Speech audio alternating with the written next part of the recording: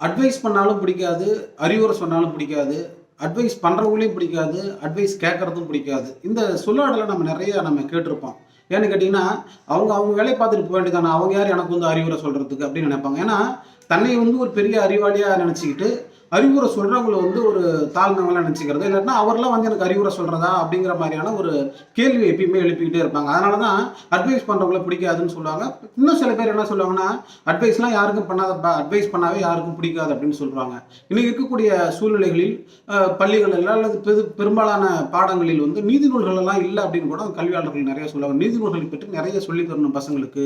வாழ்வியல் முறைகளை பற்றி சொல்லி தரணும். அத நெறைய சொல்லி தருகிற பொழுது தான் பசங்களுக்கான ஒரு மேம்பட்ட வாழ்க்கை அவங்களுக்கு கிடைக்கும். ஒரு ஒழுக்கமான ஒரு வாழ்க்கை அவர்களால் வாழ முடியும். அதனால நீதி நூல்கள் தேவைப்படுது அப்படின்னு சொல்றவங்களும் இருக்காங்க. இன்றைய காலகட்டத்தில இந்த சோசியல் மீடியா வந்து ஒரு மிகப்பெரிய அளவுல ஒரு புரட்சி ஏற்படுத்திட்டு இருக்கு. நீங்க சோசியல் மீடியா பார்க்காதவங்க, சோசியல் மீடியா பழகாதவங்க இருக்கிறத நீங்க பார்த்திருக்கவே முடியாது. அன்னைக்கெல்லாம் பார்த்தீங்கன்னா, ஒரு ஒரு புத்தகங்கள் எப்படி படிக்கப்படுதுன்னா, அப்படியே வலது பக்கம் இருந்து இடது பக்கம் திருப்பி திருப்பி நம்ம ஒரு ஒரு பக்கங்களா படிச்சுக்கிட்டு இருந்தோம்.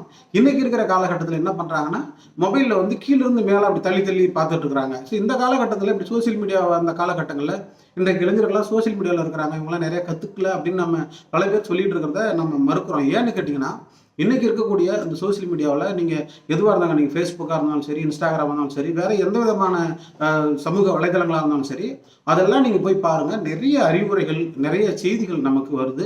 இன்னும் குறிப்பா சொல்லப்போனா நெறைய பேர் ஸ்டேட்டஸே வச்சிருக்கிறாங்க. அறிவுரை நிறைய தளங்கள்ல வருது. வாழ்வியல் இருக்கட்டும், நட்பா இருக்கட்டும், வேலையா இருக்கட்டும், அல்லது ஒரு முயற்சியா இருக்கட்டும், அல்லது மோட்டிவேஷனா இருக்கட்டும்.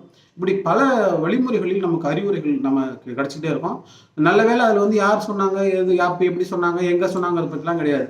நல்ல நல்ல செய்திகள் வந்துகிட்டு இருக்கு. இந்த இப்படி சோசியல் மீடியா காலகட்டங்கள்ல இன்றைக்கு இளைஞர்கள்லாம் சீரழிறாங்க அப்படின்னு அந்த காலகட்டங்கள்ல இந்த மாதிரியான செய்திகள்லாம் வரும்பொழுது, இந்த மாதிரியான ஸ்டேட்டஸ்லாம் வரும்பொழுது, நாம பார்க்குறப்ப நமக்கு உள்ளபடியே ரொம்ப மகிழ்ச்சியா இருக்கு.